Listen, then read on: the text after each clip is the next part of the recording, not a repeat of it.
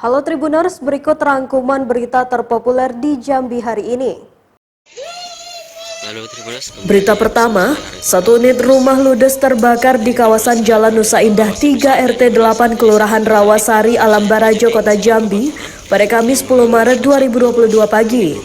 Rumah permanen tersebut terbakar sekira pukul 11 waktu Indonesia Barat. Beruntung tidak ada korban jiwa atas kejadian tersebut. Dari keterangan satu di antara keluarga korban, saat kejadian pemilik sedang berada di dalam rumah. Pantauan di lokasi, rumah dengan bangunan permanen tersebut nyaris habis dilalap api, atap rumah serta seisi rumah hangus dilalap api. Belum diketahui pasti penyebab kebakaran, hingga berita ini diturunkan Tribun masih berupaya mengkonfirmasi ke petugas pemadam kebakaran.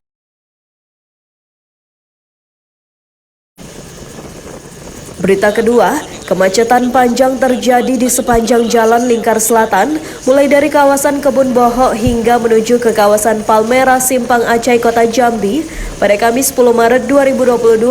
Pantauan di lokasi kemacetan didominasi oleh kendaraan truk. Dari keterangan Roy Munte, satu di antara pengendara yang terjebak dalam kemacetan parah ini sudah berlangsung sejak pagi tadi, sekira pukul 7.45 waktu Indonesia Barat.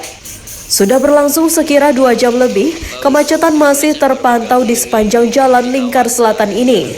Bahkan kemacetan masih terpantau hingga ke arah kawasan Simpang Acai, Palmerah, Kota Jambi. Belum diketahui pasti penyebab kemacetan ini. Jambi Selatan, Tribuners. Berita ketiga, seorang pria nyaris diamuk massa setelah dipergoki mencuri satu unit laptop dari rumah warga yang berada di Kelurahan Beringin, Pasar Jambi pada Rabu 9 Maret 2022 siang. Video penangkapan yang dilakukan oleh tim Opsnal Polsek Kota Baru juga viral di media sosial Instagram, di mana masyarakat mengelilingi pelaku saat digiring petugas. Dari informasi yang dihimpun, pria tersebut ketahuan mencuri laptop di salah satu rumah warga. Lalu ia berusaha kabur hingga memanjat atap rumah. Sejumlah warga berbondong-bondong mengepung pelaku pencurian itu. Setelah diberikan peringatan dengan menggunakan tembakan oleh polisi, barulah pelaku itu turun dari atap untuk menyerahkan diri. Ia pun menyampaikan pelaku pencurian itu tidak digebuk massa. Para warga hanya melakukan penangkapan, kini pelaku sudah diamankan polisi. Kapolsek Pasar Kompol Stephen mengatakan, kini pelaku telah diamankan tim Polsek Kota Baru. Hal tersebut juga dibenarkan oleh Kapolsek Kota Baru, Kompol Dadak Anindito. Katanya saat ini pelaku dilakukan pemeriksaan lebih lanjut di Polsek Kota Baru. Berita keempat, Polres Batanghari berhasil menangkap sebanyak 8 tersangka dalam tindak pidana narkoba selama pelaksanaan Operasi Antik Siginjai 2022 di wilayah Batanghari.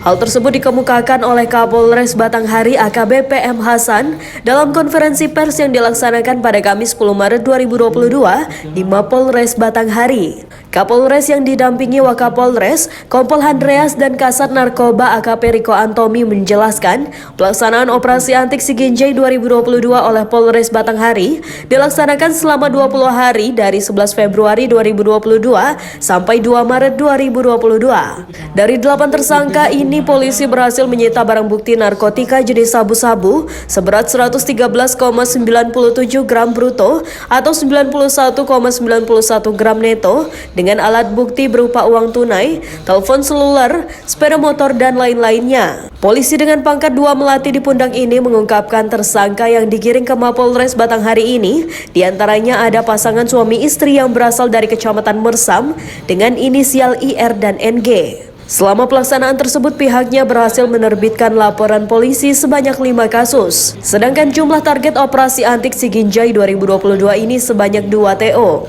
Atas perbuatannya, 8 tersangka ini dikenakan pasal 114 ayat 1, JO pasal 132 ayat 1 dengan ancaman pidana seumur hidup dan paling singkat 5 tahun dan paling lama 20 tahun dan denda 1 miliar rupiah. Berita kelima, Gubernur Jambi Al-Haris membuka turnamen bola voli PDRI Cup 2022 pada Rabu 9 Maret 2022. Pembukaan turnamen bola voli ini berlangsung di Gedung GOR Kota Baru Jambi.